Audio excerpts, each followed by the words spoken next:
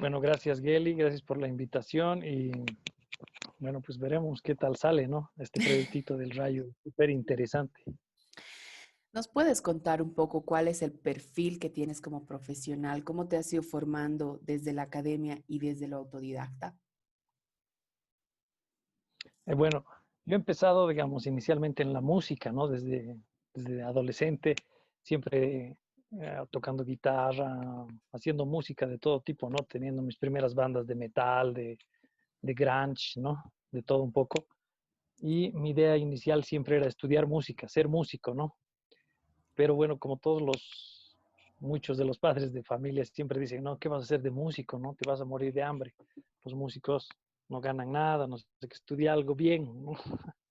Entonces, ahí, no sé, buscando, conociendo un poco, viajando sobre todo, he descubierto que la antropología podía relacionarse mucho con la música, ¿no? Entonces, ahí he empezado a estudiar, bueno, antropología para hacer ciencias sociales, investigación que siempre me ha gustado y relacionarlo con la música a través de la etnomusicología, la investigación y posteriormente con los archivos sonoros, ¿no? Actualmente tienes un proyecto muy interesante que ya lleva bastantes años, junto a un colega que también participa de la muestra, que es Isaac Rivera.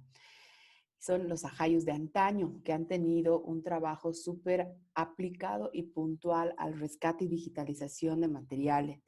Para los que no conocen el proyecto, ¿nos puedes dar un vistazo de cuáles son como los objetivos y lineamientos que sostienen esta propuesta? Bueno, los ajayus de antaño surgen en el año 2014 junto a un compañero Isaac Rivera, oficialmente, ¿no? Inicialmente surge así como solo una instalación sonora que ha sido presentada por Isaac Rivera para la Noche Blanca de La Paz, el año 2012 me parece. Después, el año 2013, participamos en la sonorización de películas mudas de la Cinemateca junto al Kinetoscopio Monstruo. Y finalmente, el 2014, ya oficialmente con una página de Facebook y un canal de YouTube, abrimos el proyecto, inauguramos, digamos, el proyecto Ajayos de Antaño, que consiste en el rescate, eh, digitalización y difusión de música boliviana de principios del siglo XX, ¿no? De la primera mitad del siglo XX y específicamente enfocado a los discos de 78 revoluciones por minuto, ¿no? Que son los predecesores de los discos de vinilo.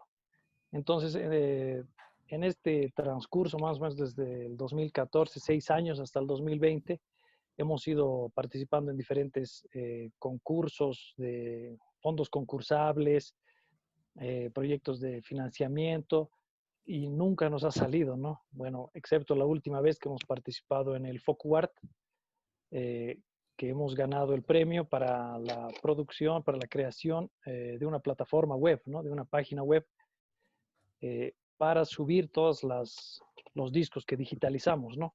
De toda nuestra colección, que son aproximadamente 500 discos, un poco más, de 78 revoluciones por minuto, de las diferentes épocas, ¿no? Desde el primer disco de música boliviana que ha salido en 1910, con el himno nacional, hasta 1959, que han ido saliendo los últimos discos de vitrola, se les dice también a los discos de 78 RPM, ¿no? Porque se reproducían en las famosas vitrolas de marca Víctor, ¿no?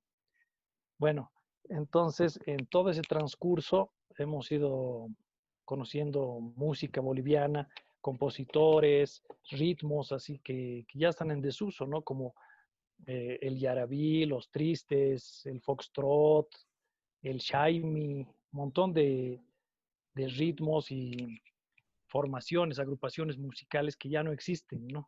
Como no sé, dúos, las orquestas folclóricas, las filarmónicas, no sé, las sinfónicas, pero enfocadas al folclore también, ¿no? Entonces era como muy interesante en la década de los 20, 30, y cómo se van fusionando los ritmos con ritmos extranjeros, ¿no? Como el foxtrot, que es un ritmo norteamericano que se fusiona en los años 20 con la música andina, ¿no? Los famosos foxtrots incaicos de Adrián Patiño, o bueno, los boleros de caballería también, que es, no sé, un producto que ha salido de la mezcla entre los boleros y los yarabís.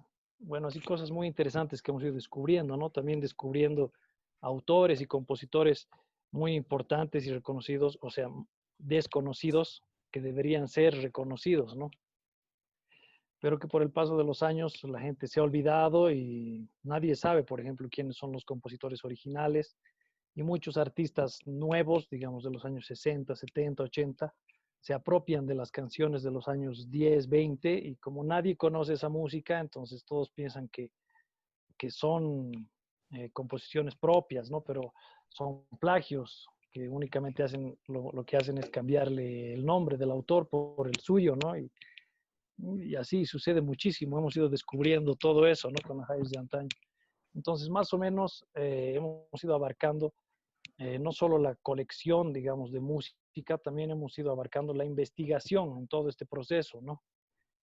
Mm, La investigación para poder descubrir de dónde salen estos músicos, en qué año se graban los discos, porque los discos normalmente no tienen año, ¿no? Año de grabación. Es muy raro que diga el año en las etiquetas.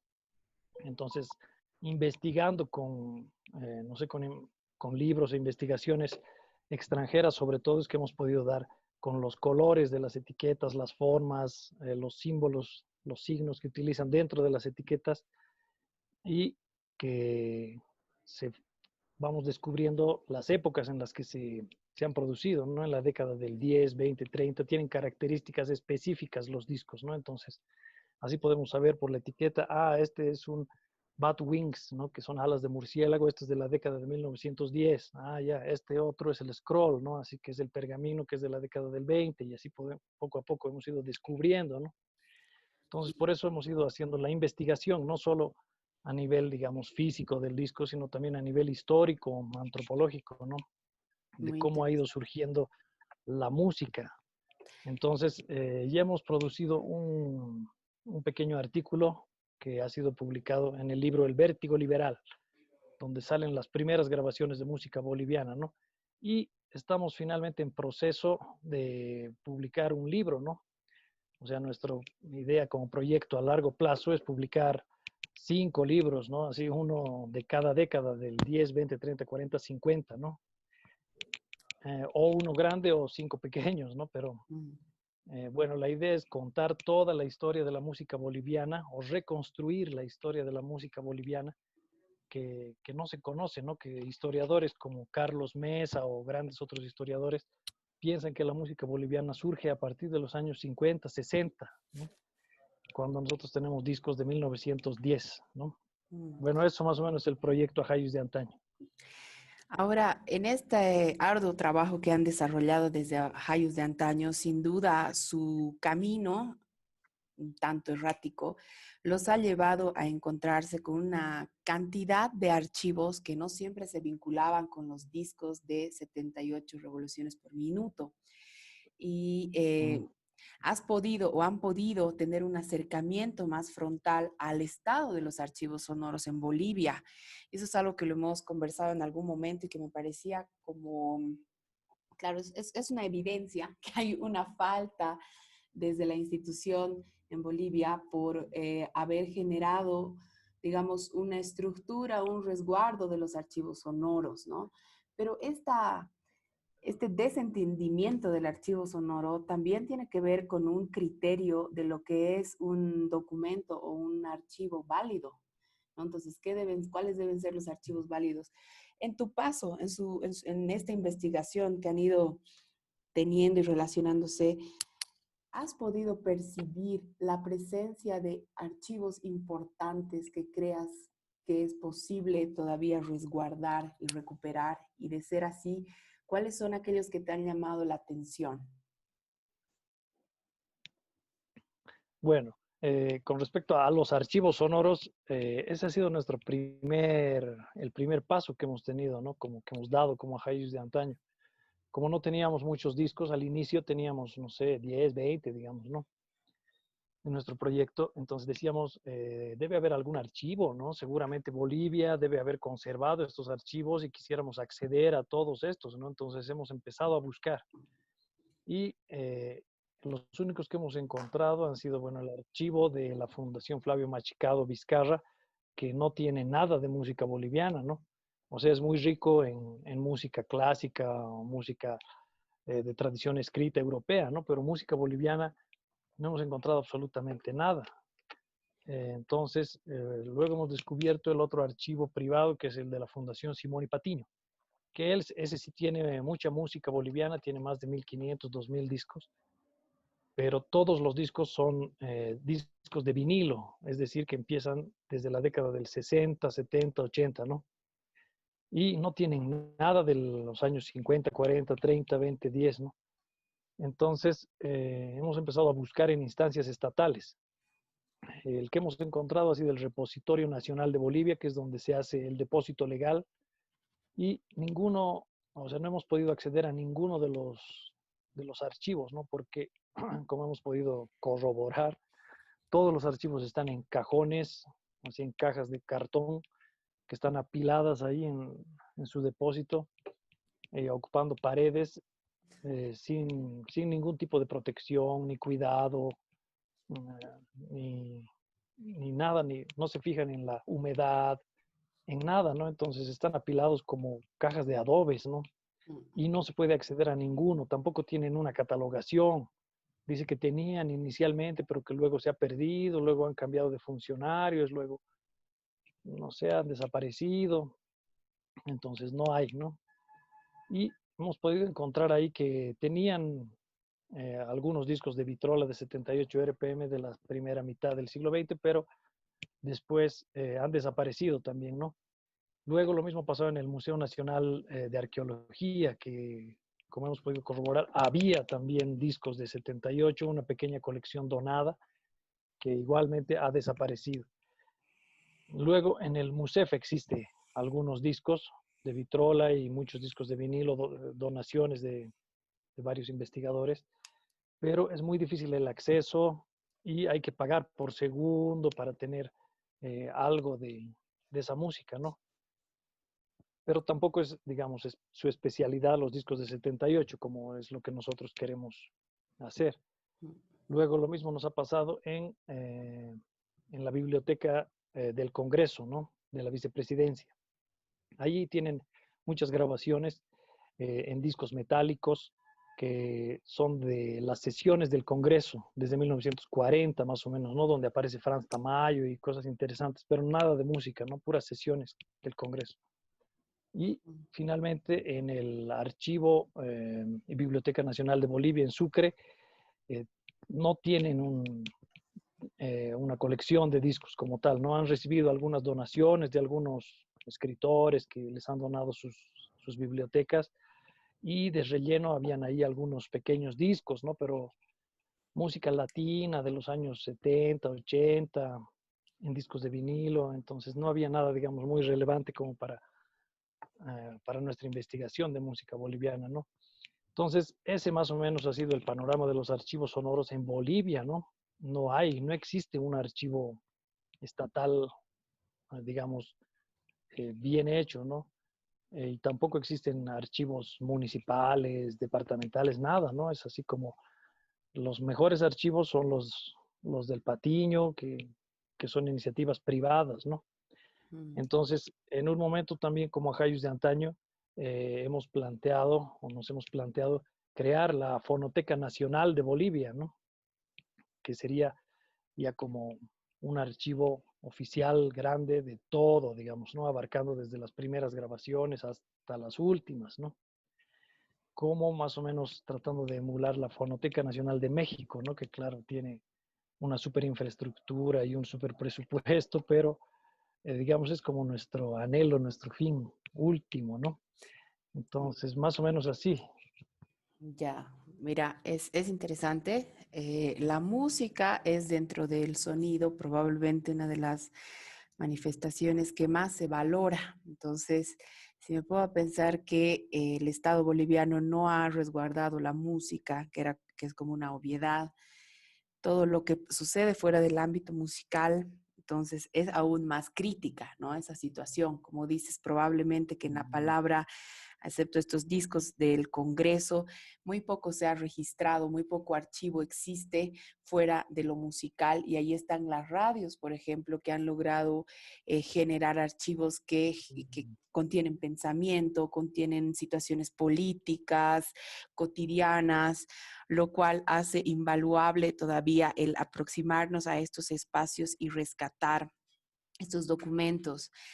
Fernando está llevando adelante para el Rayo una pieza súper interesante que precisamente es ese rescate de una variable muy puntual en la historia de las radios. La anécdota es por demás interesante, y si nos puedes contar un poco cómo se da toda esta situación, y es una parte que creo que le va a aportar un color muy, muy lindo a todo el proyecto. Sí, eh, bueno, para este proyecto del Rayo es una casualidad, ¿no? Así como que nosotros siempre vamos buscando discos, colecciones, vamos comprando y o muchas otras veces la gente nos dona también, ¿no? Cuando se enteran que tenemos este proyecto, Ajayos de Antaño, discos, y yo tengo de mi abuelo, no sé qué, y les regalo, y nos regalan 10 discos, 20, 300, 400, no sé. Una señora nos ha regalado 400 discos hace unos años, ¿no? La sobrina del presidente Ismael Montes, doña María Eugenia Montes. Wow. Claro, muchos de tango y música argentina o música, no sé, del mundo en general, ¿no? Pero así la gente nos dona y podemos encontrar.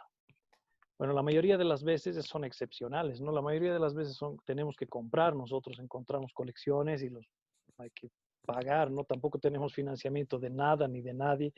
Somos un proyecto así autónomo, que somos 2 personas.